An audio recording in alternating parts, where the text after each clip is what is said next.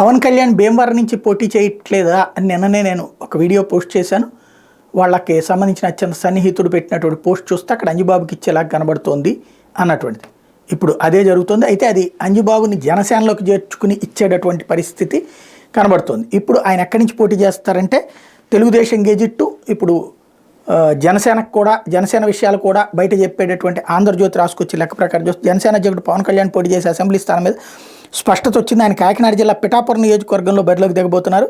వాస్తవానికి వచ్చే ఎన్నికల్లో ఆయన భీమవరం నుంచి పోటీ చేస్తారని ప్రచారం జరిగింది. ఇటీవల ఇరు పార్టీల అధినేతలు అభ్యర్థుల జాబితా వెల్లడించే సమయంలో జనసేన నుంచి 5 అభ్యర్థులను ప్రకటించారు. అందులో పవన్ భీమవరం నుంచి పోటీ చేస్తారని ఎందుకు ప్రకటించలేదనే దానికి సందేహాలు వచ్చినాయి. విస్తృత కసరత్తు తర్వాత ఎట్టకేలకు పిఠాపురం నుంచి పవన్ మొగ్గు చూపినట్టు తెలిసింది.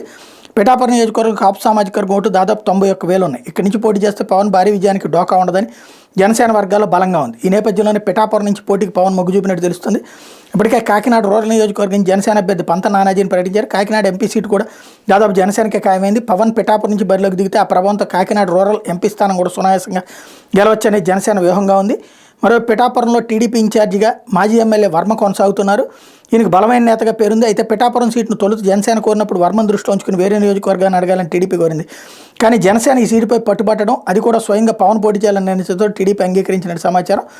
రాబోయే ఎన్నికల కోసం జనసేన నుంచి మొదటి నుంచి కాకినాడ జిల్లాపైన ఎక్కువ దృష్టి సారించి గత ఏడాది పవన్ ప్రారంభించి తొలి విడత వారాహి యాత్ర కూడా ఈ జిల్లా నుంచి ప్రారంభించారు. ఈ సందర్భంగా పిఠాపురంలో 2 రోజులు బస్ చేసి ఇక్కడ పార్టీ ఆఫీసును కూడా ప్రారంభిస్తామని ప్రకటించారు. మరోపక్క కొన్ని రోజుల కింద పిఠాపురం నియోజకవర్గం గొల్లపోలు వద్ద 4 ఎకరాల్లోనూ హెలీప్యాడ్ను జనసేన 2 నెలలకు లీజుకి తీసుకుంది. పిఠాపురం నుంచి పోటీ చేసే ఉద్దేశంతో ముందుగానే హెలీప్యాడ్ని సిద్ధం చేసిన సమాచారం.